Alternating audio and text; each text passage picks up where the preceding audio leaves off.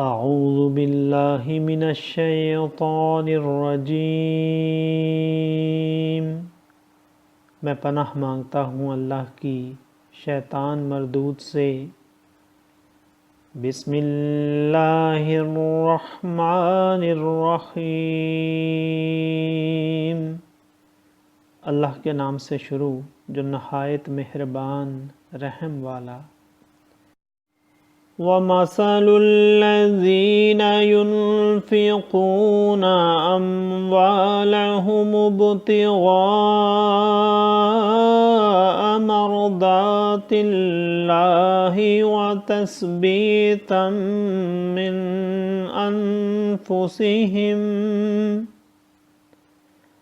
وتثبيتا من أنفسهم كمثل جنة بربوة أصابها وابل فآتت أكلها ضعفين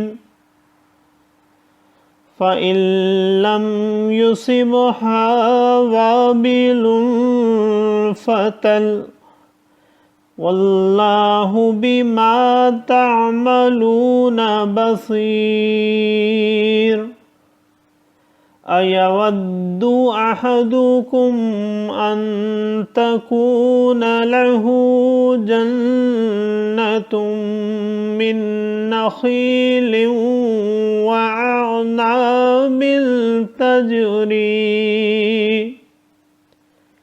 وعناب تجری من تحتها الأنہار له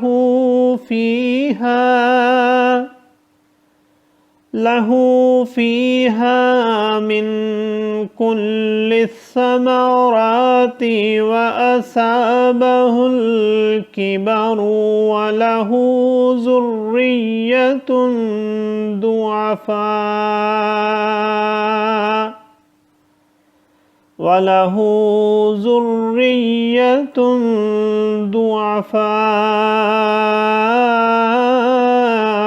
فأصابها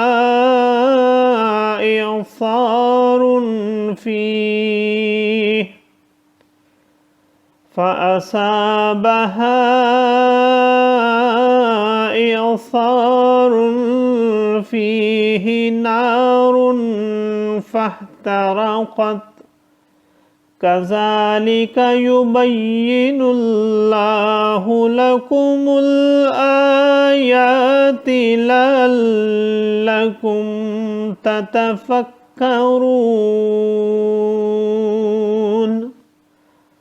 صدق اللہ العظیم۔ اور ان کی کہاوت جو اپنے مال اللہ کی راہ چاہنے میں خرچ کرتے ہیں اور اپنے دل جمانے کو اس باغ کی سی ہے جو بھوڑ یعنی ٹیلا پر ہو، اس پر زور کا پانی پڑا تو دگنا میوہ لایا، پھر اگر زور کا می اسے نہ پہنچے تو اوس کافی ہے، اور اللہ تمہارے کام دیکھ رہا ہے۔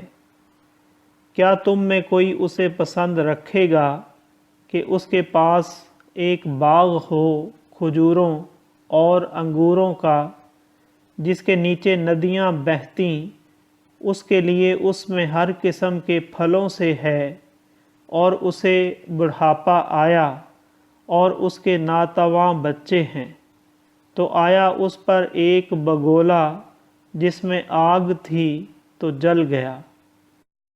ایسا ہی بیان کرتا ہے اللہ تم سے اپنی آیتیں کہ کہیں تم دھیان لگاؤ۔ صدق اللہ العظیم۔ معزز سامعین اور حاضرین، آج ہم نے سورہ بقرہ کی آیت نمبر 265 سے 266 تک کی تلاوت کی اور ترجمہ پیش کیا۔ اللہ تعالیٰ قبول و منظور فرمائے۔ اللہ تعالیٰ میں قرآن پاک کو پڑھنے، سننے، سمجھنے اور اس کے احکامات اور تعلیمات پر عمل کی توفیق عطا فرمائے۔ دوران تلاوت اور ترجمہ اگر کوئی غلطی رہ گئی ہو تو اللہ تعالیٰ ہمیں معاف فرمائے، آمین، جزاک اللہ۔